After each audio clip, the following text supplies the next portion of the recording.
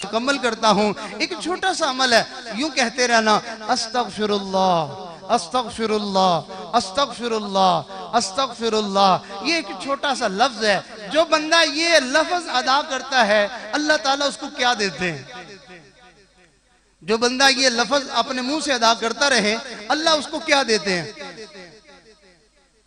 اللہ کا قرآن سنیے, ارشاد فرمایا فَقُلْتُ اسْتَغْفِرُوا رَبَّكُمْ إِنَّهُ كَانَ غَفَّارًا يُرْسِلِ السَّمَاءَ عَلَيْكُمْ مِدْرَارًا وَيُمْدِدْكُمْ بِأَمْوَالٍ وَبَنِينَ وَيَجْعَلْ لَكُمْ جَنَّاتٍ وَيَجْعَلْ لَكُمْ أَنْهَارًا.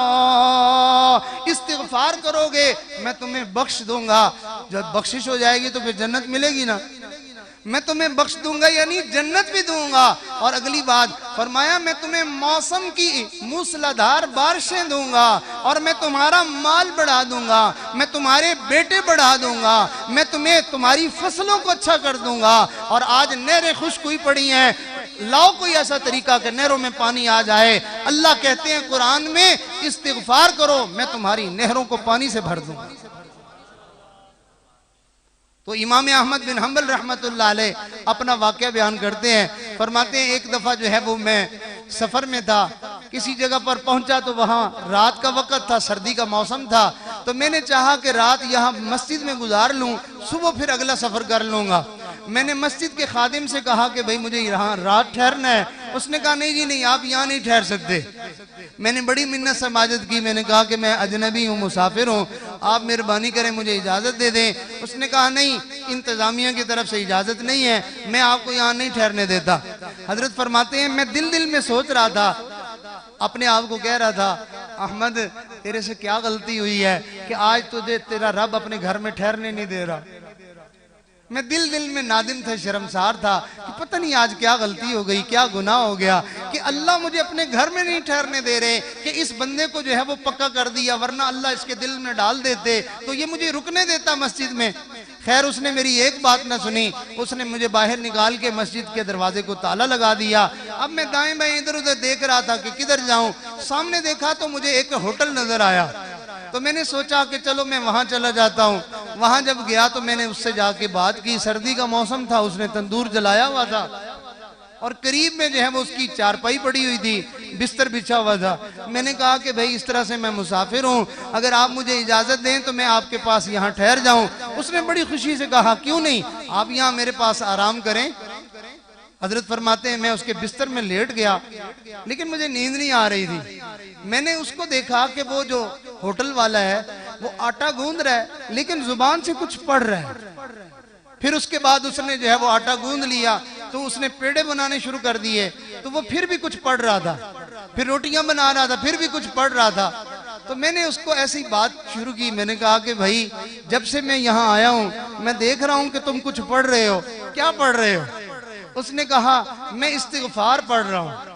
حضرت فرماتے ہیں میں نے کہا کہ استغفار پڑھتے جا رہے ہو تو تم نے کوئی اس کے پڑھنے کے فائدے بھی دیکھے ہیں, اس کی کوئی برکتیں کوئی اثرات بھی دیکھے ہیں؟ کہنے لگا میں نے بڑی برکتیں دیکھی ہیں, حتیٰ کہ میرے پاس تو روپیہ پیسہ نہیں ہوتا تھا, میں ایک ایک ٹکے کو ترستا تھا. جب سے میں نے یہ عمل شروع کیا ہے اللہ نے میرے لیے رزق کے دروازے کھول دیے ہیں. حضرت نے فرمایا اور کیا فائدہ ہوا, اور کیا فائدہ ہوا. اب وہ بتاتا جا رہا تھا. آخر میں اس نے کہا کہ جب سے میں نے یہ وظیفہ شروع کیا ہے تب سے جو دعا مانگتا ہوں اللہ قبول کر لیتے ہیں. حضرت نے فرمایا تمہاری ہر دعا قبول ہوتی ہے؟ کہنے لگا ہاں ساری دعائیں قبول ہو گئی, بس ایک باقی رہ گئی ہے, میں امید کرتا ہوں کہ وہ بھی پوری ہو جائے گی. حضرت نے پوچھا وہ کون سی دعا ہے؟ کہنے لگا میں نے سنا ہے ایک اللہ کا ولی ہے جسے اللہ نے اپنا 100 مرتبہ دیدار کروایا ہے, اس کا نام امام احمد ہے. میں دل میں دعائیں مانگتا ہوں اللہ اپنے اس ولی کا مجھے دیدار تو کروا دے. حضرت مسکرائے اور فرمانے لگے میاں تیری دعا وہ بھی پوری ہو گئی, اب مجھے سمجھ میں آ گیا کہ اللہ نے مجھے اپنے گھر میں کیوں نہیں رہنے دیا.